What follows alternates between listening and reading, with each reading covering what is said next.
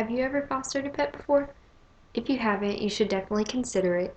Fostering takes animals out of shelters where every 11 seconds in the United States, one animal is killed.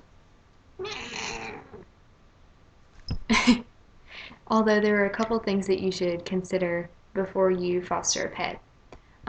You definitely need to be someone who is passionate and who is loving and will commit themselves to taking care of an animal. You need to be someone who can stick with it. You can't, you know, you can't drop out halfway through and say, I don't want to do it anymore. You need to be all the way through it to the end. You also need to be someone who is going to commit to socializing and training the animal.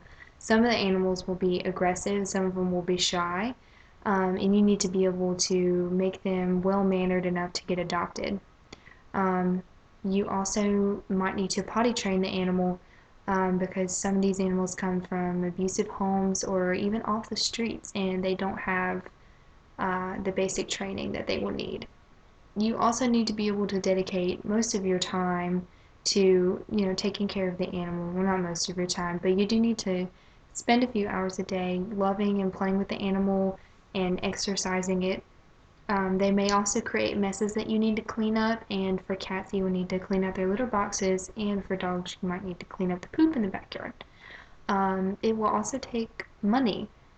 Food and water, obviously, you will need to provide for them. You will also, if you consider leaving them outside, you will need to provide shelter for them. You will need to provide a clean bed for them. You will need to provide a litter box for a cat and litter and probably a scratching post if you don't want to get your furniture scratched, because they will also create damage most likely. Cats obviously will scratch your furniture. Dogs can tear a hole in the fence or ruin the floors by pooping and peeing on the floor. So you might need to take care of the damage. In the end, you're going to have a tough heart because the animal is going to have to go.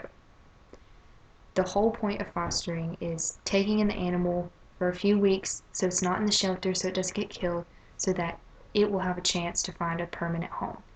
So over the process of you having the animal, you're going to become attached to it. It's going to happen.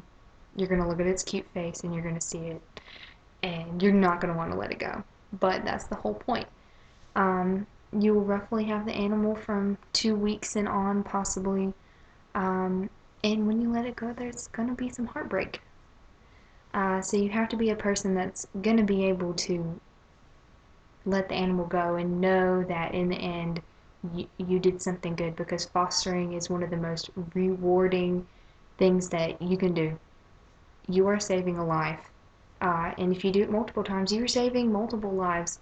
Like I said, every 11 seconds in a shelter, an animal will be euthanized. So more people that we have to foster, the more lives that will be saved. So I don't know about y'all, but I am going to continue fostering animals. I fostered one back in January, and it was hard to let him go, but I'm never going to forget the experience that I had and what I did to, work through this and find him a permanent home. So hopefully one day you will consider taking in an animal and saving a life.